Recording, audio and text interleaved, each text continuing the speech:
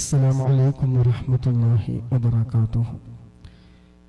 നമ്മുടെ സംയോഗവുമായി ബന്ധപ്പെട്ട കാര്യങ്ങളെ കുറിച്ചാണ് പറഞ്ഞത്. ഇപ്പൊ സംയോഗം കഴിഞ്ഞു, എല്ലാം കഴിഞ്ഞ് വളരെ റിലാക്സ് ആയിരിക്കുന്ന സമയം. ബന്ധപ്പെട്ടതിന് ശേഷം ചെയ്യേണ്ട ചില കാര്യങ്ങളെ കുറിച്ചാണ് ഇന്ന് പറയുന്നത്. കഴിഞ്ഞ ഒറ്റയെടുക്ക് ഇങ്ങനെ നീച്ചു പോകാൻ പാടില്ല. അപ്പൊ സെക്സിന് ശേഷം സംയോഗ കാര്യങ്ങൾ കഴിഞ്ഞതിന് ശേഷം പാലിക്കേണ്ട ചില മര്യാദകൾ ഇസ്ലാം പഠിപ്പിച്ചിട്ടുണ്ട്. അവയിൽ ചിലത് നിർബന്ധവും മറ്റു ചിലത് ഐച്ഛികവുമാണ്.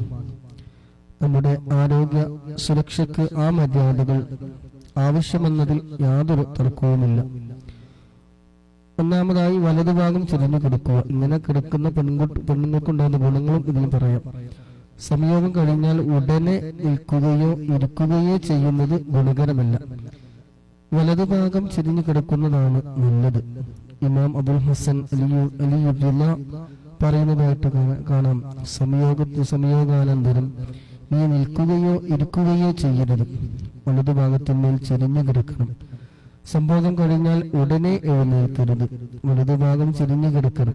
സ്ത്രീയും വലതുഭാഗം ചെരിഞ്ഞു കിടക്കലാണ് നല്ലത്. അവൾക്ക് ആശ്വാസത്തിനും ഗർഭം ധരിക്കുന്നതിനും അത് സഹായകമാണ്. ഇങ്ങനെ കിടക്കുന്ന പെണ്ണ് ആൺകുഞ്ഞിനെ പ്രസവിക്കാൻ ഇടയുണ്ട്. എങ്ങനെ ഇങ്ങി പറഞ്ഞ പോലത്തെ കിടക്കുകയാണെങ്കിലും പെണ്ണ് ആൺകുഞ്ഞിനെ പ്രസവിക്കാൻ ഇടയുണ്ട്. ചില വൈദ്യശാസ്ത്ര ഗ്രന്ഥങ്ങളിലൊക്കെ ഇത് അഭിപ്രായപ്പെട്ടിട്ടുള്ളതാണ്.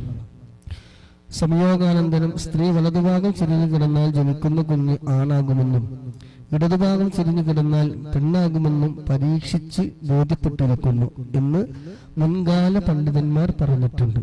ആൺകുട്ടിയോ വേണോ പെൺകുട്ടിയോ വേണോ എന്നുള്ളതിന് ഈ ഒരു കാര്യം പരീക്ഷിച്ച് നമുക്ക് നോക്കാം. മുൻകാല പണ്ഡിതന്മാരൊക്കെ അത് പറഞ്ഞിട്ടുള്ളതാണ്, പരീക്ഷിച്ച് ബോധ്യപ്പെട്ട കാര്യമാണ്. വലതുഭാഗം ചെരിഞ്ഞു കിടന്നാൽ ജനിക്കുന്ന കുഞ്ഞ് ആണാകുമെന്നും ഇടതുഭാഗം ചെരിഞ്ഞു കിടന്നാൽ പെണ്ണാകുമെന്നും പരീക്ഷിച്ച് ബോധ്യപ്പെട്ട കാര്യമാണ്.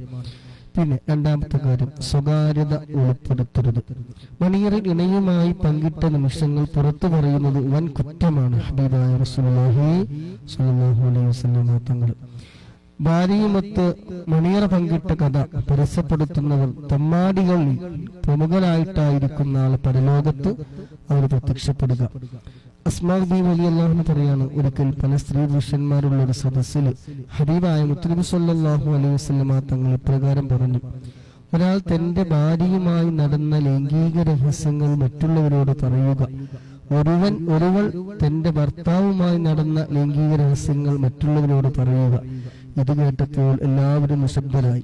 ഞാൻ പറഞ്ഞു, സാധാരണയായി ആണുങ്ങളും പെണ്ണുങ്ങളൊക്കെ ഇത് ചെയ്യുന്നൊരു കാര്യമല്ലേ എന്ന് പറഞ്ഞപ്പോ ഹബീബായ മുത്തുനബി സല്ലല്ലാഹു അലൈഹി വസല്ലം തങ്ങളോടൊന്ന് പറയുകയാണ്, ഇനി അങ്ങനെ ചെയ്തു പോകരുത്.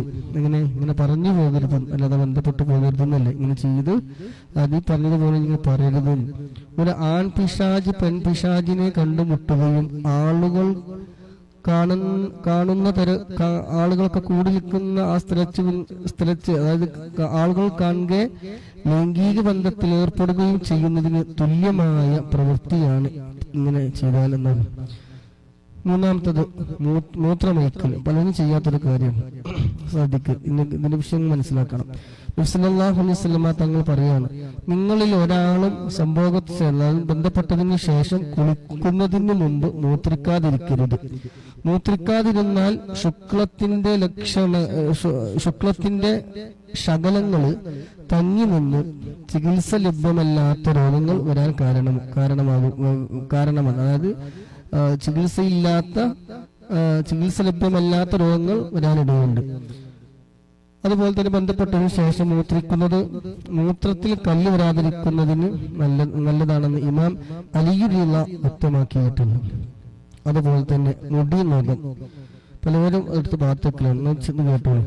മുടി നഖം എന്നുള്ളത് ശാരീരിക ബന്ധത്തിൽ ഏർപ്പെട്ട് കുളിക്കുന്നതിന് മുമ്പ് ശരീരത്തിൽ നിന്ന് മുടി രക്തം എന്നിവയൊക്കെ ഒഴിവാക്കാതിരിക്കുന്നതാണ് ഉത്തമമെന്ന് പണ്ഡിതന്മാർ അഭിപ്രായപ്പെട്ടിട്ടുണ്ട്. അതുപോലെ ജനാപത്തുള്ളവർ കുളിക്കുന്നതിന് മുമ്പ് മുടി നഖം രക്തം എന്നിവയൊക്കെ എന്ത് ചെയ്യുക, ശരീരത്തിൽ നിന്ന് നീക്കാതിരിക്കേണ്ടതാണ്.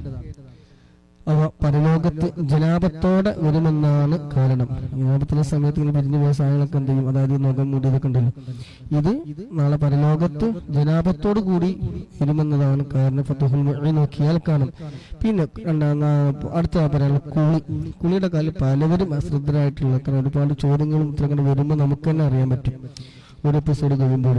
അപ്പോ മസ്രബത്ത് എന്നാൽ പാകമൊക്കെ കഴുകിയില്ലെങ്കിൽ 1000 വട്ടങ്ങൾ നടുക്കടലിൽ പോയി മുങ്ങൊക്കെ വെച്ചാലും കുളി വിഷയം നമ്മൾ മുമ്പ് പറഞ്ഞു. ഒരുപാട് ആൾക്കാർ ചോദിച്ചത് ഇങ്ങനെ എന്റെ കുളിന് ചോദിച്ചിട്ടുണ്ടാവും. ഇൻഷാ അല്ലാഹ് അതിനെ കുറിച്ച് അടുത്ത എപ്പിസോഡിൽ പറയും. എന്നാലും ഇതിന്റെ ഭാഗമായിട്ട് പറയുകയാണ്, ഭാര്യ ഭർത്താക്കൾ തമ്മിൽ ബന്ധപ്പെട്ടതിന് ശേഷം കുളി നിർബന്ധമാണ്, അതെല്ലാവർക്കും അറിയാം. പക്ഷെ കുളിക്കാതെ നിസ്കരിക്കുക അങ്ങനത്തെ കാര്യങ്ങൾ, അങ്ങനത്തെ കർമ്മങ്ങളൊക്കെ ചെയ്യില്ല, അത് അനുവദീയമല്ല. അവർ പൂർണ്ണ ശുദ്ധരല്ല എന്നതാണ് ഇതിന് കാരണം. ആയിഷ റളിയല്ലാഹു അൻഹ എന്ന നിവേദനം കാണാം. ഹബീബായ നബി സല്ലല്ലാഹു അലൈഹി വസല്ലം തങ്ങൾ പറയുന്നതായിട്ട്, 2 ലിംഗങ്ങൾ പരസ്പരം ചേർന്നാൽ തീർച്ചയായും കുളി നിർബന്ധമാകുന്നതാണ്. ബാക്കി കൂടി കേൾക്കണേ. 2 ലിംഗങ്ങൾ തമ്മിൽ കൂടി ചേർന്നാൽ കുളി നിർബന്ധം. എന്താണ് ആ പറഞ്ഞതിന്റെ അർത്ഥം? എന്താണ് 2 ലിംഗങ്ങൾ തമ്മിൽ ചേർന്നാൽ എന്നതുകൊണ്ട് ഉദ്ദേശിച്ച കാര്യം, ലിംഗാഗ്രം, പുരുഷന്റെ ലിംഗാഗ്രഹം, അതായത് ലിംഗത്തിന്റെ അഗ്രം യോനിയിൽ പ്രവേശിച്ചാൽ എന്നതാണ് പറഞ്ഞതിന്റെ അർത്ഥം. ഞാൻ തെറ്റിദ്ധരിക്കേണ്ട. ഇൻഷാ അല്ലാഹ് അടുത്ത എപ്പിസോഡിൽ നമുക്ക് ഇതിന്റെ ബാക്കി ഭാഗങ്ങൾ പറയാം. അടുത്ത എപ്പിസോഡ് 10ാമത്തെ എപ്പിസോഡാണ് വരുന്നത്. കളിയല്ല എന്നുള്ള വിഷയവുമായി ബന്ധപ്പെട്ട്. കളിയില്ല. നേരത്തെ പറഞ്ഞതുപോലെ ഈ കാര്യം ശ്രദ്ധിച്ചിട്ടില്ലേ, നിങ്ങൾ 1000 കൊല്ലം 1000 വട്ടം നടുക്കടലിൽ വെച്ച് കുളിച്ചാലും കുളി ശരിയാവില്ല. നിസ്കരിക്കുന്നതും ഖുർആൻ പാരായണം അങ്ങനെ എന്തൊക്കെ ഹറാമകളൊക്കെ ഹറാമായിട്ട് അല്ലെങ്കിൽ ജീവിതകാലം മൊത്തം പോവാം. ഇൻഷാ അല്ലാഹ്. അപ്പൊ നമ്മുടെ ചാനൽ എല്ലാവരും സബ്സ്ക്രൈബ് ചെയ്യാൻ മറക്കരുത്. പുതിയ ആൾക്കാർ വന്നിട്ടുള്ളവർ എന്നെ ബെല്ലേക്ക് എനേബിൾ ചെയ്യുക. അതുപോലെ തന്നെ ഫാമിലിക്കുമായി ബന്ധപ്പെട്ട ഷോർട്സുകളൊക്കെ ദിവസം നമ്മൾ ഇടുന്നുണ്ട്, അത് കാണാതെ മറക്കുക. അവരുടെ കുടുംബജീവിതത്തിന് വേണ്ടിയിട്ടുള്ള ടിപ്സുകളാണ്. അപ്പോൾ എല്ലാവരും ലൈക്ക് ചെയ്യുക, കാണുന്നവരൊക്കെ ഒന്ന് ലൈക്ക് ചെയ്യണം. ഇൻഷാ അല്ലാഹ് ലൈക്ക് ചെയ്യാനും മറക്കരുത്. സപ്പോർട്ട് ചെയ്യുക.